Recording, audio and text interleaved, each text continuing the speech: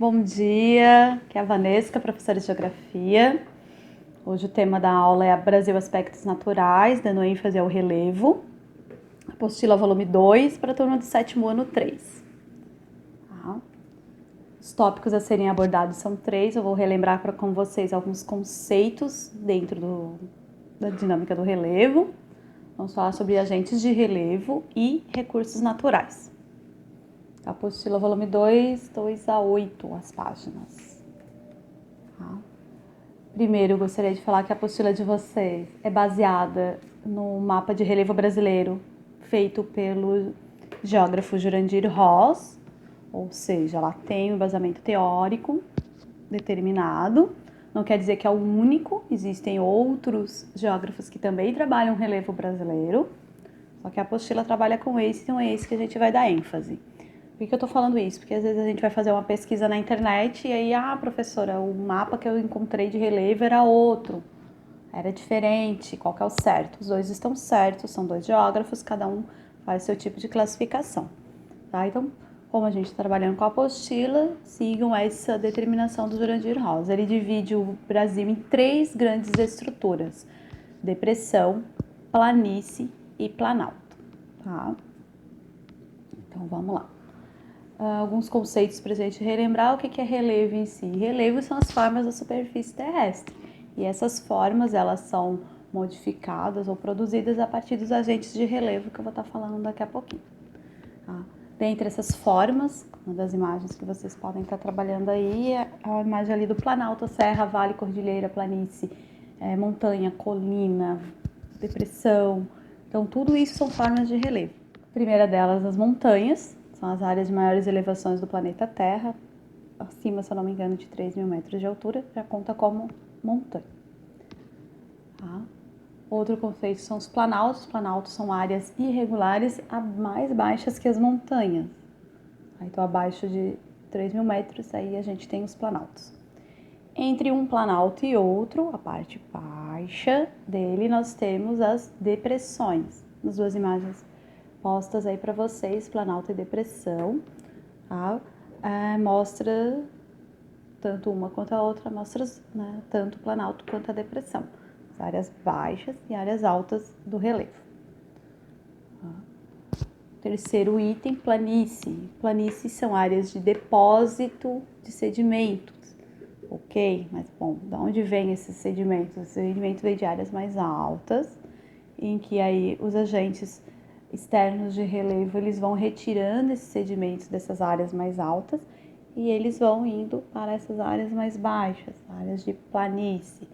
Um grande exemplo é no município de Governador Celso Ramos, a Praia de Palmas, onde tem um morro e a areia vai sendo retirada dali, milhões e milhões de anos, né, do dia para noite, e aí essa areia vai sendo depositada na praia, por exemplo, ou na área ali da Vila de Palmas, né? Essas áreas mais baixas de terreno.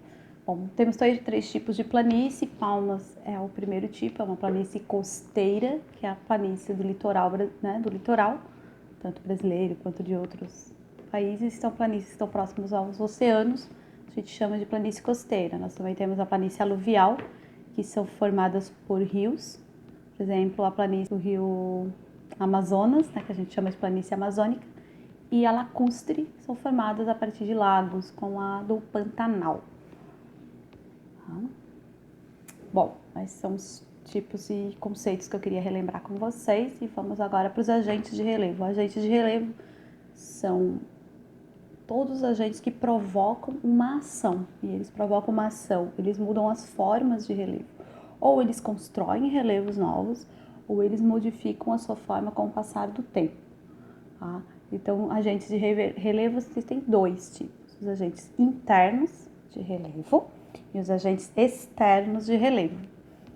Interno e externo em relação ao quê? Qual é a base disso aí? Em relação à litosfera. O que é a litosfera? Lá no 6º ano passado, vocês têm que relembrar. Né? Litosfera é a camada de rocha do planeta Terra. Então, tudo que estiver abaixo dessa camada de rocha e que provoque mudanças do relevo, a gente chama de agente interno, que está dentro da litosfera. internamente na litosfera. O que estiver acima da litosfera, a gente chama de agentes externos.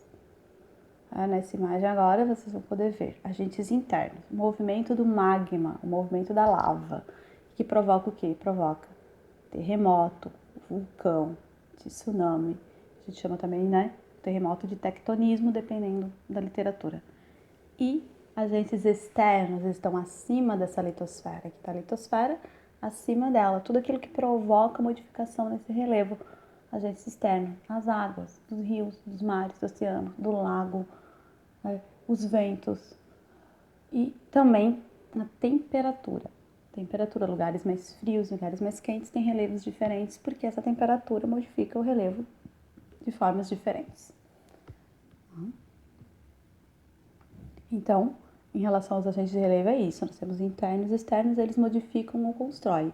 Na maioria das vezes, os agentes internos de relevo, eles constroem e destroem relevos, e os que vão modificando com o passar do tempo, em sua maioria, são os agentes externos. O último tema da aula são os recursos naturais, do ênfase aos recursos naturais no Brasil.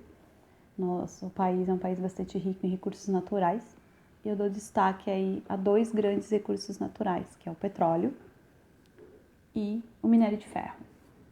Tá? Então, o petróleo, ele é um dos recursos que mais causam guerras no planeta. A gente vai ver isso lá no 8º ano, mas é importante saber que o Brasil, ele possui reservas naturais para isso, e ele é um dos responsáveis de praticamente da economia mundial, onde a gente tem, né, utiliza ele principalmente para a produção, por exemplo, do plástico, né, várias formas de utilização dele, né, além de combustível, né, e entre outros.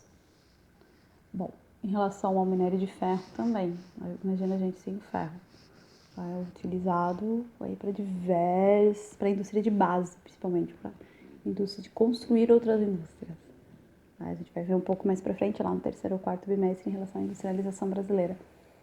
Tá? É utilizado principalmente para a indústria de base.